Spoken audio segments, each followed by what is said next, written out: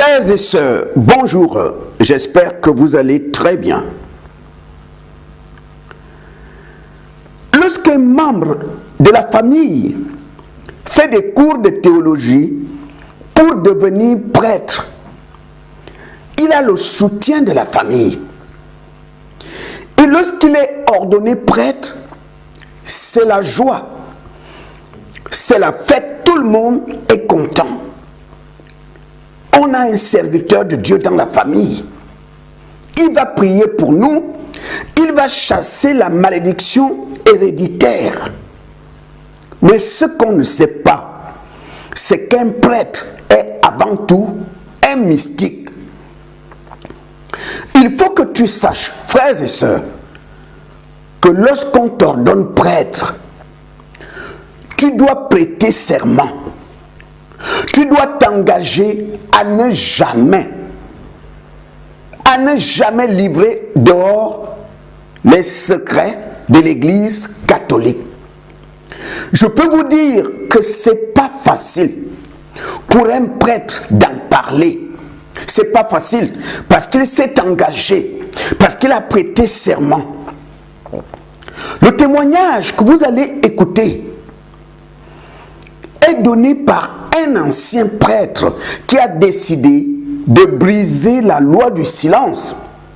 C'est vrai qu'il y a eu, bien sûr, d'autres prêtres aussi, un peu partout, qui n'ont pas fermé leur bouche. L'heure est arrivée, l'heure où tout ce qui était caché sera mis dehors. Jésus-Christ a dit que tout ce qui est caché par les hommes, quelle que soit la durée, sortira, sera mis à nu.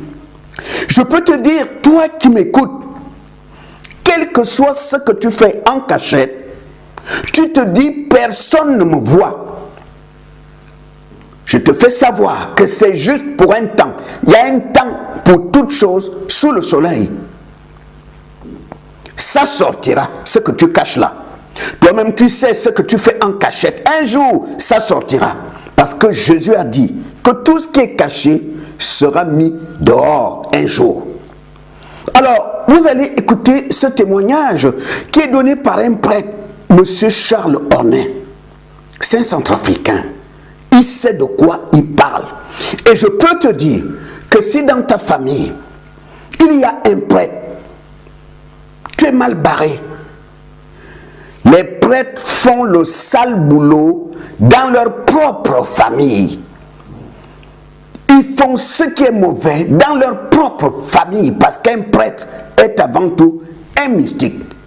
Frères et sœurs, on va en parler dans d'autres vidéos.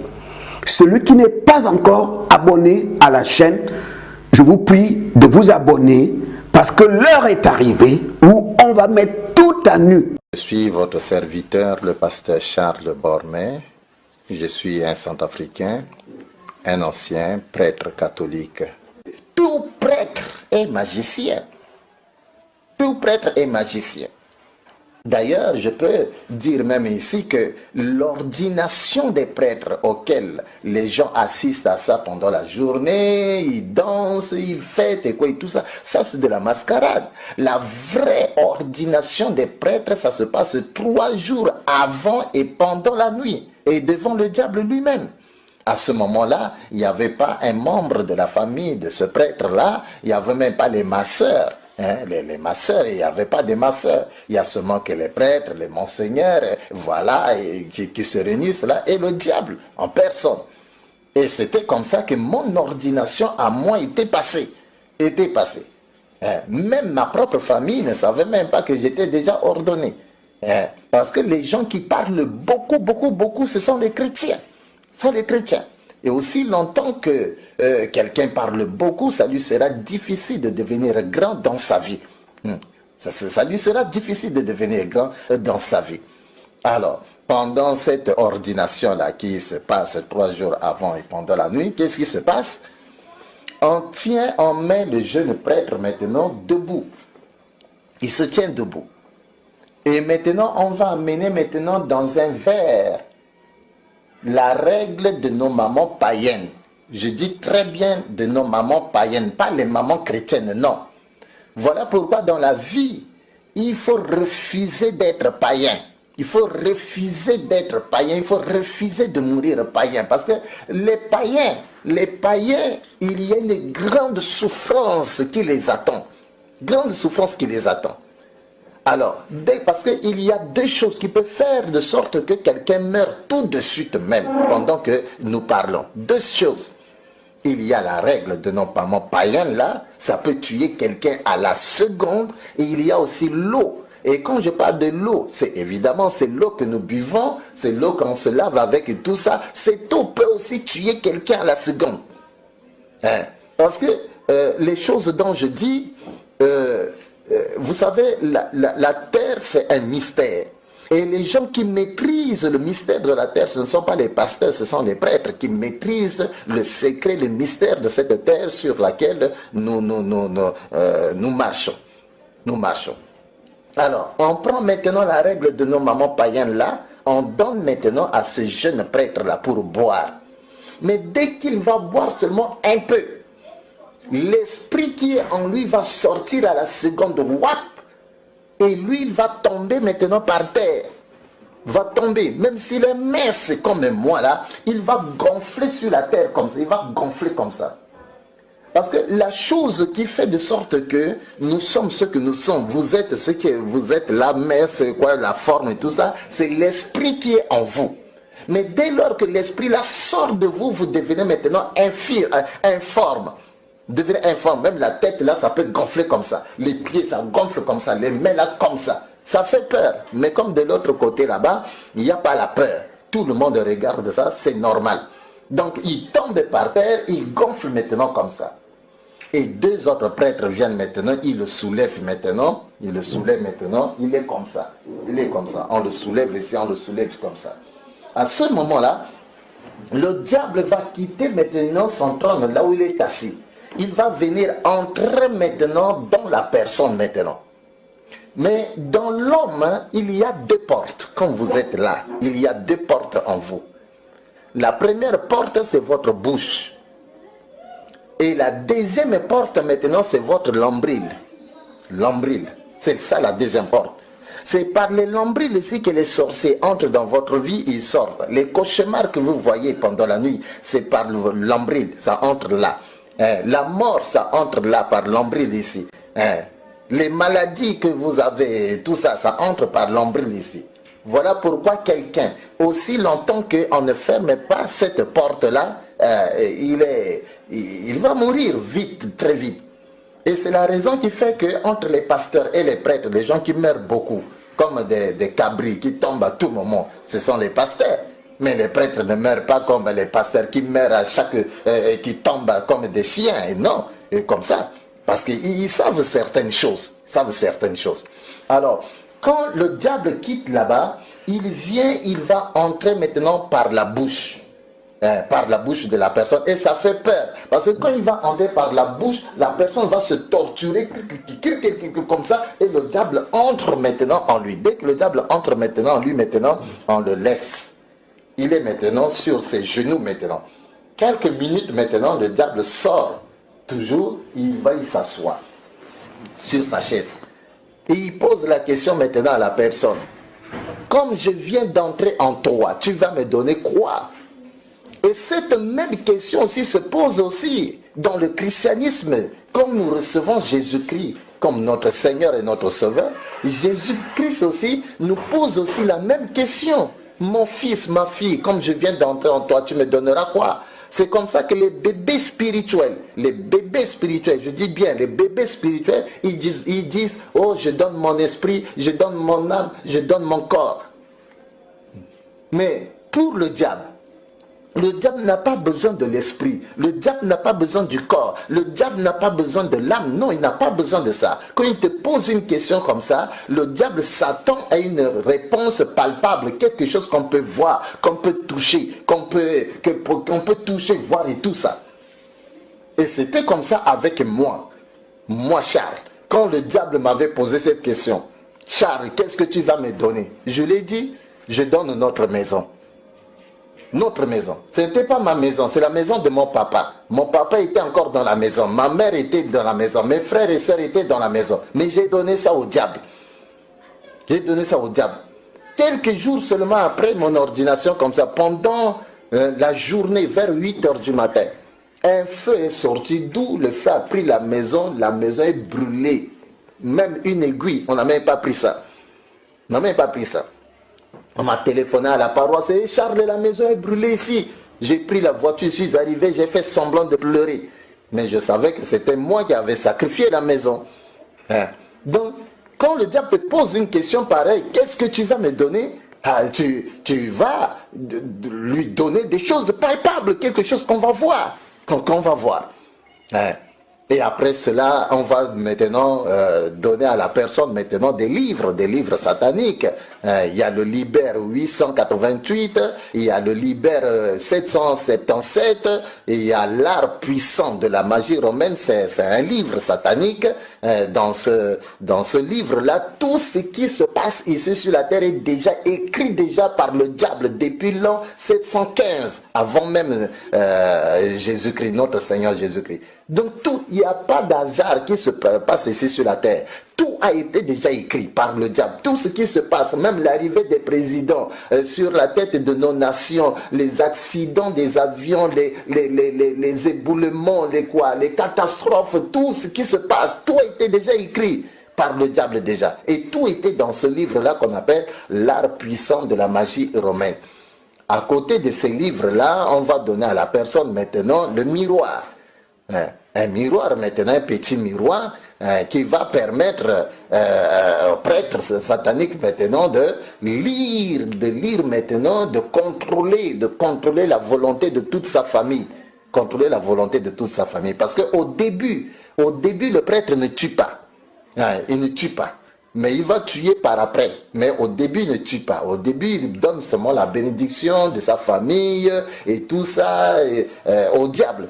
Voilà pourquoi, si vous constatez très bien, la majorité des frères, des familles des prêtres vivent dans la pauvreté. Ce sont des gens pauvres. Si vous prenez les frères des prêtres, vous prenez les sœurs des prêtres, elles ne se marient même pas. Et même si elles se marient, elles n'ont même pas d'enfants. Elles sont dans la pauvreté. Il n'y a que le prêtre lui seul qui est entre guillemets béni. Et tout le monde dépend seulement de lui seulement. Dépend seulement de lui. Comme ça. Ils ne travaillent pas, ils sont des chômeurs et quoi, et tout ça. La majorité des sœurs biologiques des prêtres, ce sont des prostituées. Et elles n'ont pas de mari et quoi, et tout ça. Voilà, parce que le prêtre là a pris toute la bénédiction de la famille, il a donné ça au diable, etc. Alors, donc, il y a le miroir, on donne aussi ce qu'on appelle la boule cristal. La boule cristal, c'est quelque chose de petit comme ça. C'est comme le globe terrestre. Si vous allez dans le bureau du prêtre, vous allez voir ça sur son bureau. Vous pouvez penser que non, c'est le globe terrestre, alors que ce n'est pas le globe terrestre. C'est ça la boule cristal. Même dans les magasins, dans les boutiques des satanistes, vous pouvez voir ça. Mais ce boule cristal-là, la nuit, si on pose ça ici, dans cette maison ici, ça va éclairer cette maison ici. Même si c'est une aiguille qui tombe, nous allons voir ça. Vous allez voir, vous allez prendre ça. Mais si un enfant de Dieu qui craint Dieu, dès qu'il entre dans cette maison, la boule cristal, ça s'éteint de lui-même. Et le sataniste sait déjà que non, celui-là, c'est un enfant de Dieu. Même si vous allez passer 2 heures du temps dans cette maison-là, ça ne va pas s'éteindre. Mais quand vous allez sortir de cette maison-là, ça s'éteint de lui-même maintenant. S'éteint de lui-même maintenant.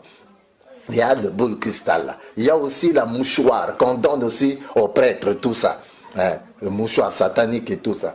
Donc, on donne ces éléments-là aux prêtres. Tout ça, c'est pendant cette ordination qui se passe 3 jours avant et pendant la nuit. Mais, à côté de cela, il y a ce qu'on appelle l'école de la magie romaine. Cette école de la magie romaine, ça ne se passe pas ici sur la terre, non. Le petit séminaire, le moins séminaire, le grand séminaire, ça c'est de la distraction. C'est quand la personne termine le petit séminaire, il termine le moyen séminaire, il termine le grand séminaire, il est déjà ordonné diacre. C'est à partir de ce moment-là que les choses sérieuses commencent. Les initiations commencent. Donc même un petit séminariste, s'il écoute mon témoignage là, un moyen séminariste, s'il écoute mon témoignage là, un grand séminariste, s'il écoute mon témoignage là, lui-même il sera étonné. Parce que lui ne connaît rien. Lui-même, il serait étonné d'écouter ces choses-là. Parce que pourquoi? Parce que ce monsieur de petit séminaire-là, ce monsieur-là, ce garçon-là de moyen séminaire, grand séminaire-là, lui, on peut le chasser demain. On peut le chasser. Voilà pourquoi on ne peut pas mettre à sa disposition des secrets pareils. Mais lorsque la personne est déjà ordonnée diacre, il se prépare maintenant à l'ordination presbytérale. C'est là où maintenant l'initiation proprement dite commence maintenant. Et l'école de la magie romaine, là, ça se passe dans le monde Armstrong. On appelle ça aussi le domaine marial. Je pense qu'un jour, quand j'aurai le temps de parler vraiment de ce monde qu'on appelle le monde astral, le monde Armstrong, qu'on appelle aussi le domaine marial, je vais vraiment aller en profondeur. Alors, donc, ce monde-là se trouve où? Ce monde se trouve là où passent les avions.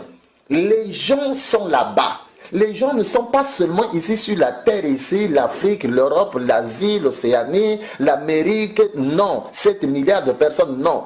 Dans l'univers, il y a 8 mondes. 8 mondes. Et dans les 8 mondes, Dieu n'a seulement qu'un seul monde qui est le paradis. Les 7 autres mondes-là appartiennent au diable. Notre Seigneur Jésus-Christ, Dieu, il a seulement un seul monde qui est le paradis. Les 7 autres mondes-là appartiennent seulement au diable. Et c'est le diable qui est le maître de ce monde-là. Donc le monde ensemble qu'on appelle le domaine marial, c'est le monde du diable. Un enfant de Dieu, un chrétien ne peut pas aller là-bas. Ne peut pas aller là-bas. Donc là-bas, il y a des gens qui vivent exactement comme nous vivons ici sur la terre. Qui vivent exactement comme nous vivons ici sur la terre. Là-bas, il n'y a pas de soleil, il n'y a pas la pluie, il n'y a pas la poussière. Les maisons qui se trouvent là-bas, ce ne sont pas les maisons construites avec la main de l'homme, non. Ce sont les maisons que le diable lui-même, il invente comme ça, comme ça. Il y a de belles routes là-bas. On n'a rien ici sur la terre ici. Non, on n'a rien ici sur la terre. Donc c'est là-bas que ça se passe, l'école là de la magie romaine. Nous quittons ici sur la terre, à la paroisse, nous quittons à 7 heures pour aller là-bas, étudier là-bas. Nous quittons là-bas à 12h30 pour revenir ici à la paroisse. Nous mangeons, nous faisons la sieste. 14h, nous quittons encore ici pour aller encore là-bas. Étudier là-bas et nous quittons là-bas à 17h pour revenir ici. Et pour aller là-bas, il y a de ceux-là qui partent là-bas avec le corps et l'esprit. Donc, vous arrivez à la paroisse, vous le cherchez, il n'est pas là. Il est déjà là-bas. Mais il y a de ceux-là qui partent là-bas avec l'esprit seulement. Ils laissent le corps à la paroisse. Non, vous arrivez, vous le trouvez, le corps est là. Les yeux ouverts, il regarde, mais il n'est pas là. Mais à ce moment-là, il ne faut pas le toucher. Il ne faut pas le toucher. Pourquoi? Parce que dès que vous le touchez comme ça, c'est fini. Quand il va retourner, il quitte là-bas pour retourner dans son corps, il ne va pas retourner. C'est-à-dire que la porte, la deuxième porte, c'est-à-dire qui est l'ombril ici, parce qu'il devrait retourner par cette porte, il doit entrer ici. Or, quand quelqu'un le touche comme ça, la porte est fermée. Il vient, il veut entrer, la porte est fermée, il commence à errer seulement dans l'espace, circuler dans l'espace. Dans 3 jours maintenant, il meurt. C'est comme ça qu'on dit que non, tel est mort sans maladie, tel est mort sans maladie. Mais en réalité, qu'est-ce qui s'était passé? La personne a essayé de sortir de son corps et quelqu'un d'autre est venu le toucher. Voilà pourquoi il est mort comme ça. Il est mort comme ça. Donc, il y a de cela, c'est comme nous sommes à l'église. Même si nous chantons les mêmes cantiques, même si nous disons toujours Alléluia, Amen, mais cependant, on n'a pas tous le même niveau de vie spirituelle. Il y a des bébés spirituels au milieu de nous à l'église, tout comme il y a des hommes et des femmes matures au milieu de nous à l'église. C'est la même chose comme ça. Et dans le domaine de la spiritualité, les gens qui ne veulent pas faire des efforts pour grandir, ce sont les chrétiens. Mais regardez un petit sorcier qui arrive aujourd'hui dans la sorcellerie. Dans 6 mois, il devient grand. Dans 3 mois, il devient grand sorcier. Dans 1 année, il devient grand sorcier. Mais regardez le chrétien. Depuis qu'il est arrivé, et on l'a baptisé, il est là dans l'église, il a fait 10 ans, il avait 50 ans, il est toujours bébé. Il ne veut même pas grandir. Mais ce n'est pas la même chose de l'autre côté là-bas. Les enfants du diable font des efforts chaque jour pour grandir, Par contre, nous, les enfants de Dieu, on ne veut pas grandir. On ne veut pas grandir. Nous restons toujours des bébés, des bébés, des bébés. Et comme ça. Alors, donc, il y a de ceux-là qui partent avec l'esprit là-bas, ils laissent le corps ici. Et tout ça. Mais avant que vous alliez dans cette école pour commencer à apprendre les choses là-bas, apprendre l'école de la magie romaine, vous devez d'abord faire une alliance avec le diable. Parce que vous ne pouvez pas marcher avec quelqu'un si vous n'avez pas encore fait une alliance avec lui. Et c'est la même chose dans le christianisme. Tu ne peux pas marcher avec Jésus-Christ sans que tu ne puisses pas faire une alliance d'abord avec lui. Ça ne marchera pas. Si tu veux marcher avec quelqu'un, fais d'abord une alliance avec lui. C'est là que vous allez marcher maintenant ensemble. Alors, maintenant, je devrais maintenant aller dans cette école-là. Mais on me dit, Charles, tu dois d'abord faire une alliance avec le diable. Bon, le diable, je dis le diable à cause de vous. Parce que de l'autre côté là-bas, on ne l'appelle pas diable. On ne l'appelle pas Satan. On ne l'appelle pas Lucifer. On l'appelle grand maître. C'est ça son nom. On l'appelle grand maître. On me dit, Charles, tu dois d'abord faire une alliance avec les grands maîtres. Comme ça, tu vas maintenant commencer à aller dans cette école-là, là-bas. Et le prêtre blanc à la paroisse, il me dit, Charles, prépare-toi. C'est aujourd'hui le jour où tu dois aller faire ton alliance avec le grand maître. Et il est venu dans ma chambre, il m'a annoncé cela, il est parti. Quelques minutes, il est revenu. Il me pose la question, est-ce que tu es déjà prêt? Je dis oui, je suis prêt. Il me dit, bon, allons-y. C'était pour moi la première fois de faire cette expérience. Pendant qu'il marchait dans le couloir et que j'étais derrière lui, en faisant seulement quelques pas derrière lui, on se retrouvait directement là-bas, dans le monde abstrait là. En faisant seulement quelques pas derrière lui comme ça, on s'est retrouvés. Et lui et moi, on s'est retrouvés là-bas, dans le monde abstrait. Mais on s'est retrouvés dans une grande salle. C'est une salle qui peut prendre même 5000 personnes. Il y a des hommes, il y a des femmes, des grandes personnes. Il y a des blancs, il y a des noirs, il y a des jaunes, il y a toutes sortes de personnes. Des Chinois, des Japonais, des Noirs, des Français, toutes sortes de personnes. Si c'est beaucoup, c'est 5000 personnes. Ils étaient assis dans une grande salle. On n'a pas de salle ici sur la terre. On n'a pas de salle. Et les fauteuils que les gens là s'asseyaient dessus, ce n'étaient pas des chaises en plastique là que nous avons ici sur la terre. Non, ce sont des beaux fauteuils. C'est comme les fauteuils des ministres là. Des ministres là. Des beaux salles. Il n'y a pas des haut-parleurs. Non, non, il n'y a pas ça. Alors, maintenant, on s'est retrouvés là. Alors, moi, vous voyez, d'habitude, quand vous arrivez pour la première fois quelque part, même si c'est dans une église, vous avez tendance de vous asseoir derrière. Alors moi, je voudrais m'asseoir derrière. Le prêtre blanc me dit, non Charles, ta place n'est pas ici. Ta place c'est devant là-bas. Et le prêtre blanc, il m'a fait dépasser tous les gens et nous sommes arrivés devant. Mais tous ces gens-là étaient là en train de me regarder. Ils ne regardaient pas le prêtre blanc, non. Mais ils me regardaient seulement. Quand nous sommes arrivés devant, il me dit, attends à ce niveau. Mais de là où j'étais debout, je me suis arrêté, je pouvais voir un peu devant là-bas une table, une grande table. Sur la table, il y a un grand livre. Et j'ai vu 3 stylos, 3 bics. Bic bleu, bic rouge, bic noir. Je pouvais voir ça sur la table là-bas. Et à côté de cette grande table, j'ai vu un trône, une grande chaise en or qui brillait. Et j'ai vu un jeune homme. Ce jeune homme pouvait avoir moins de 11 ans. Moins de 11 ans. Il était assis, mais les yeux de ce jeune homme-là, de cet enfant, c'est comme les yeux de chat. Le chat domestique là. Ses yeux brillaient comme les yeux de chat comme ça. Il me regardait. Alors, le prêtre blanc, il me dit, Charles, va là-bas. Tu vas faire ton alliance là-bas. Tu vas signer dans le livre là. Je suis allé, j'ai regardé le petit là. Parce que je ne savais pas que c'était lui le grand maître. On ne m'a pas il ne s'est pas présenté à moi. Je l'ai regardé, il m'a regardé, il ne dit rien. Alors je me suis avancé, j'ai pris le bic bleu, j'ai ouvert le livre, je voulais signer, le petit l'a refusé. J'ai déposé, j'ai pris le bic rouge, je voulais signer, il a refusé. Je dépose, j'ai pris le bic noir, je voulais signer, il a refusé. Je dépose, alors là, je me suis énervé.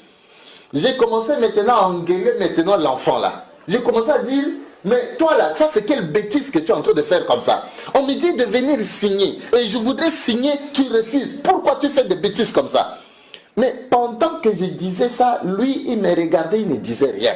Mais le prêtre blanc qui m'a amené, quand il a vu que j'étais en train de parler comme ça à ce petit là, il a couru vite. Il m'a dit, Charles, viens ici. Quand je suis venu vers lui, il me dit, qu'est-ce que tu es en train de dire là-bas? J'ai dit, mais le petit là, il a exagéré. Je voudrais signer, il refuse. C'est comme ça que je suis en train de lui blaguer. Alors le prêtre blanc me dit, Charles, ce n'est pas un petit, c'est lui le grand maître.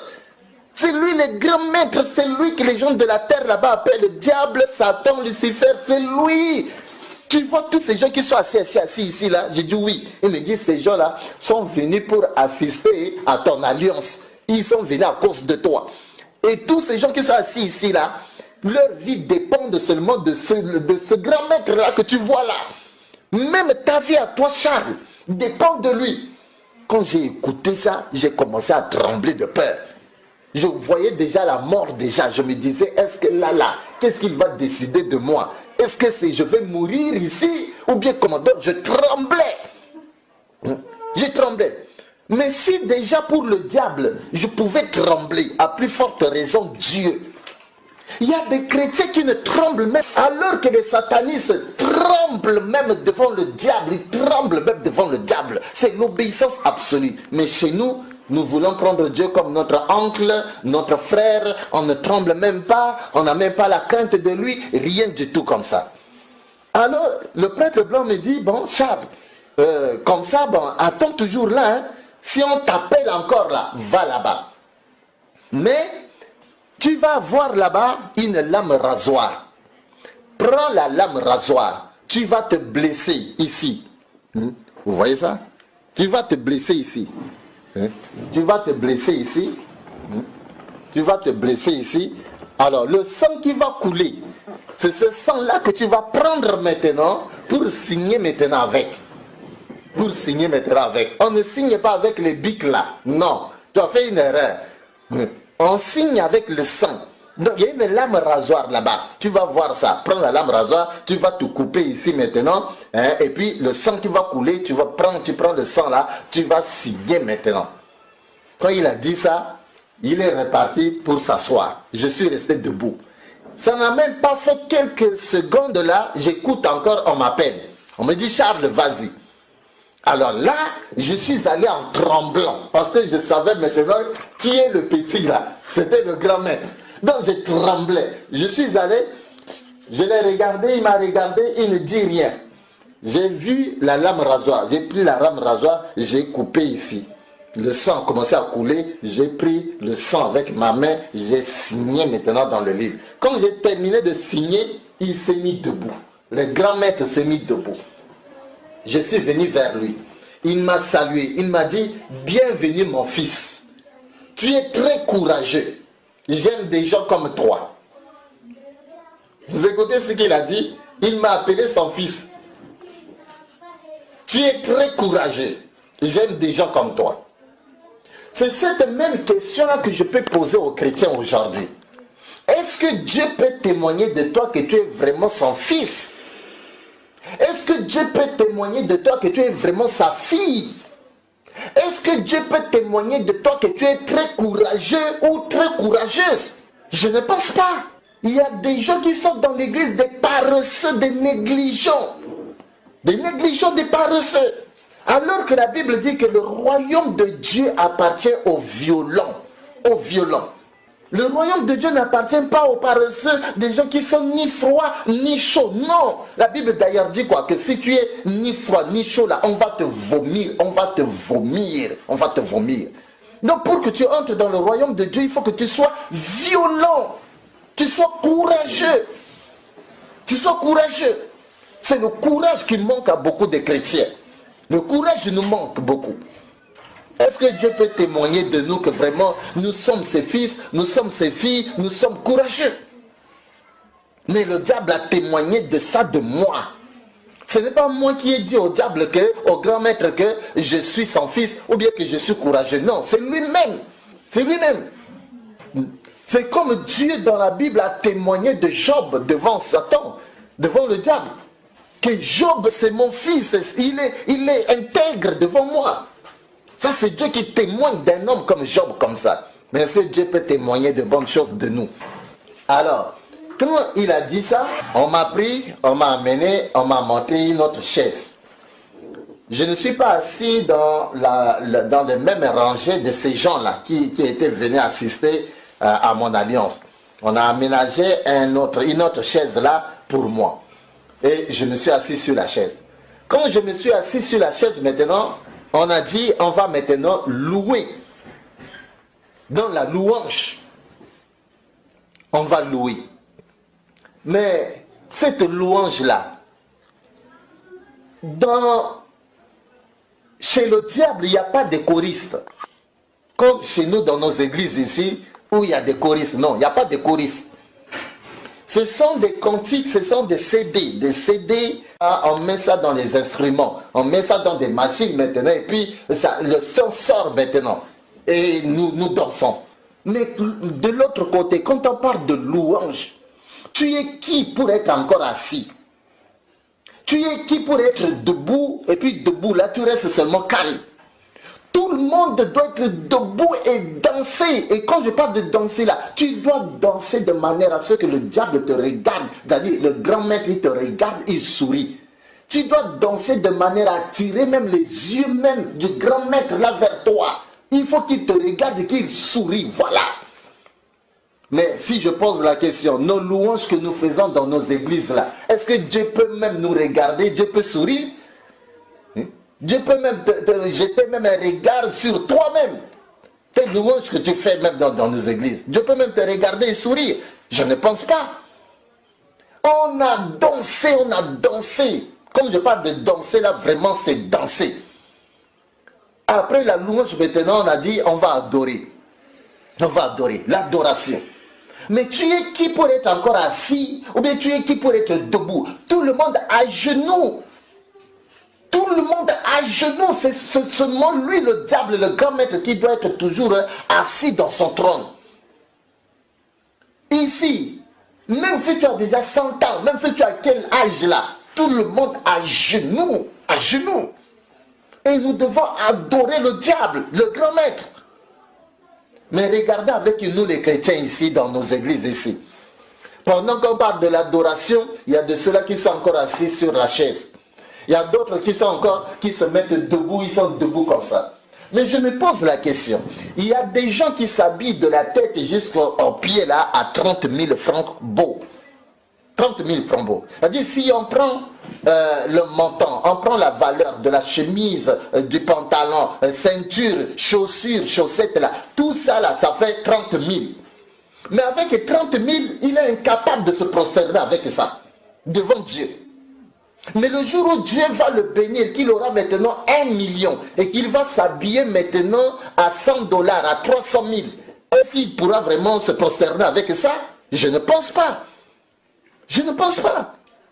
Donc, les chrétiens sont encore loin de comprendre c'est quoi l'adoration, c'est quoi la louange. Nous sommes encore très loin. On n'adore pas Dieu. Mais de l'autre côté, là-bas, les enfants du diable savent ce que c'est la louange. Quand il s'agit de louange, là, tout le monde la danse pour le diable. Et chacun doit danser de manière à attirer même les yeux du diable, là, du grand maître, là, vers lui. Quand il s'agit de l'adoration, tout le monde à genoux, en train d'adorer le grand maître. Après l'adoration, on a dit, on va maintenant entrer dans la fête proprement dite. Nous allons manger et boire. Et on a dit à tout le monde fermait les yeux.